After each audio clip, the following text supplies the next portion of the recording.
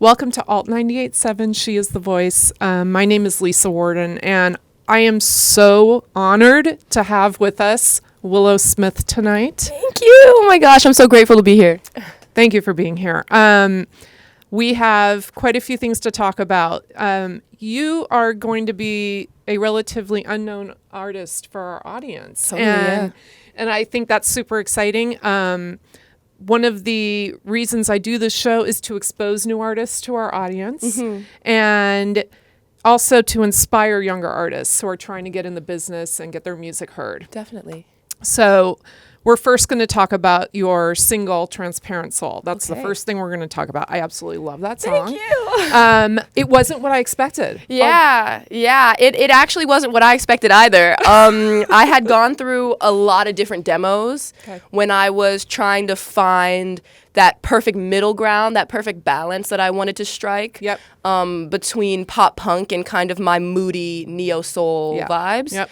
And so it took a couple tries, but when Transparent Soul kind of emerged from the sea of demos, I was like, that's it. Yes. Yeah. Yes. Well, so I was sent the song. First of all, I'm very good friends with Travis Barker. Oh, I've known the Blink guys forever, grew up in the business together. Totally.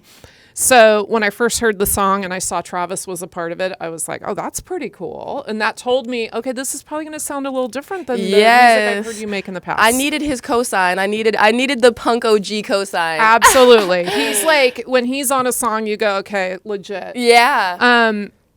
And when I did hear the song, I was like, holy cow, this is a banger. It reminded me of Paramore. It reminded me of these artists that we play a whole lot on Alt 98.7. Totally. That have paved the way in alternative music.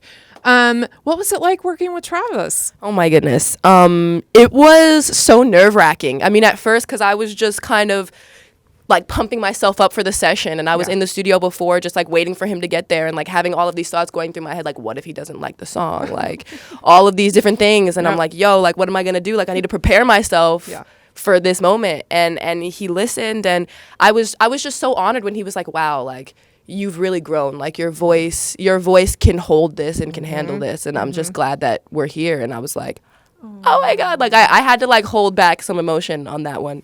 But he is just so talented. Like he listened to the song one time. That's it? He listened to the song once and was like, okay, cool. Went in and like just did it, just figured it out. Oh my God. And like when you're in the presence with someone who is so comfortable and so confident in their craft, and so proficient in their craft, it's like, yo, like this is why I make music. Like I aspire to have that level of proficiency in my art. Well, you're on your way. Yeah. That's for sure. Totally. Are you a fan of Blink-182? Oh, 100%. Yeah. Totally. That's awesome. Had you met Travis before? Maybe when I was younger. Okay. In the past, but totally in passing. Like not like a proper. Yeah. Okay. Well, so your song Transparent Soul, which we're going to play in a minute, it's getting airplay all over the country. I noticed it's starting to Shazam all over the country. Oh, yes! Which is pretty awesome. The streaming numbers are off the hook. So you're on your way. I mean, that song is on its way to being one of the biggest songs of the summer, I think. I really, really hope so. And I'm in the works. I'm working on a couple new spins on it to put out for the fans before the album comes out. So I'm excited for that. I know. And that's what I was going to say is I read and I heard you will have an album this summer. Yes. Okay. Yes, definitely. Any shows to go along with that? We are planning that as we speak. Okay. It's all in the works, and I'm actually trying to collab with some other artists. Cool. So hopefully those ideas catch and we can actually do that together. I look forward to that. I look forward to hearing more about it when you are ready to talk about that. Totally. You know, something that I get asked a lot by younger artists is, you know, how do I get my start in the music business? Totally. You know, are there things I can be doing? And I know social media is part of that. And that's something I tell them is, yes, your social media is important. 100%. But there are other things to go along with that. To piggyback off of that, I wish I would have spent a little bit more time focusing on my musicianship when I was first starting out. You know, I was super, super lucky and privileged to have parents who were open and supportive of what I wanted to do. And that's, just half of the battle. But then you realize, like, you really have to do that inner work and really have to work on your craft. And that's almost even more than half of the battle sometimes. Yep. So I would encourage those people to really focus on their craft and focus on, like, sharpening that skill. Yep. And then hopefully through that, the doors will open because you're just so talented. That is really good advice, and I agree. I agree. It's something that I love is you play guitar, and I love that. Thank you. The guitar I read that you're playing actually on Transparent Soul, is it the St. Vincent? It is. I mean, I love her. Annie was a guest on the show a few weeks ago. Yes. She's so badass. So when I've loved her for years, and when I saw that she had made a guitar with Music Man, I was like, okay, I have to have it. That's going to be my signature guitar now. Like, that is I need to play that every show, every song. Like, see, that warms my heart. Yeah. I hope that that's an inspiration too to other female artists. Like, pick up the guitar. Learn how to play the guitar. Honestly, before I started playing the guitar, my musical creation process was, I felt like I needed other people to like either send me beats or to I always felt like I needed somebody else. And when I started playing the guitar, it was like, no, I can take full control of this. Yeah. Like, I don't need to outsource anything. Like, I can write the song, record the song. I can do it all. Good for you. And that was such a powerful experience for me because I had so much insecurity and trauma wrapped in the feeling of needing somebody. Yeah. Of needing that. Yeah. And so I was like, no, I need to completely cut myself off from. And then I kind of did it a little too much, and I was like, no one in the studio, it's just me. Sure. And so that's why I'm actually really proud of this album, because I opened myself up and allowed, different artists to, come and just vibe with me and vibe with the space. And I feel like that was a new experience that I really needed to have. No, that's great. And know what? It sounds like your confidence kind of came up. Totally. And that's also, a maturity thing as you age and you get more confident with yourself, with your voice. And that's something too, and you mentioned it a bit ago, your voice is incredible. Thank you so much. And it is. And when I listen to the song, to me, your vocals are the primary thing that I'm listening to. Totally. And then it's the music behind it. And then it's even the melodic guitar part at the end of the song. I absolutely love that part. Thank you. Yeah. But, as you make more music, as you write more music and work with people, your confidence grows. Definitely. And, something I read, you're on the cover of Alternative Press. You have 3 different covers, which are all stunning. And I love that they each have a different look. Yes. And that's such a prestigious magazine to be on the cover of. It really is. And to me, that kind of, you're really setting the tone for the vibe of this record 100%. and what you are now. 100%. Yes. And I really want to just step into, I feel like my fans have always known that I kind of bounce around genres. Like, I like so many different kinds of music. And I have done rock in the past. Like, even on my album The First, there's a song called Human Leech. There's a 7-string on that song, and my mom is in the background growling on the chorus. Oh, wow. And I think that was my second album.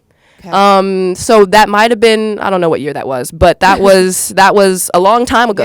Yeah. And I hear a lot of people saying, like, this is a new thing, and I haven't made a full album of rock, but rock has definitely been, even in my first album, there were a couple songs that were rock inspired. Yep. So I've always kind of had this thread in my music of this rock inspiration. Yep.